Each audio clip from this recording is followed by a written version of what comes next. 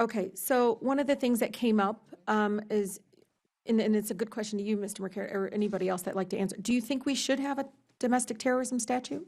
I will say, as a former prosecutor, as a former investigator, I want every tool in the toolbox, and I want options. So if I can have But more Mr. options, McGarity, so I would say I want another tool in the toolbox. Yes. But I'll defer to the Department of Justice. Of course. To work with Congress if there's a statute. So the tools we have is not enough? I mean, if somebody's threatening to kill people based on their faith, to kill people based on their beliefs, and or just, that kind of sort of, I loved how you said any violence is a threat to society, right? Any form of violence, and I appreciate that. But there's not enough right now to give you all power. So I'm going to give you an example. So I've been in office for about 6 months.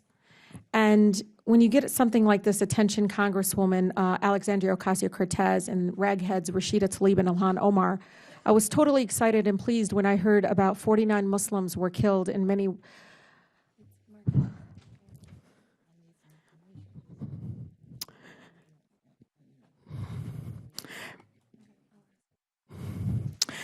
more were wounded in New Zealand. This is a great start. Let's hope and pray that it continues here in the good old USA. The only good Muslim is a dead one. How is that enough? Not enough to fall under domestic terrorism if they're targeting solely based on my faith and others and saying that a good Muslim is a dead one, obviously directed to me. By the way, they copied in this threat to my office. They copied the U.S. Department of Justice, the President, Department of Homeland Security, and so forth. And we get so many of them, and I keep asking, what happens? What happens to these individuals? Are they, I'm being sincere. I'm not trying to, I'm really sincere. I'm a mother, so I want to go home to my 2 boys. So first, my empathy.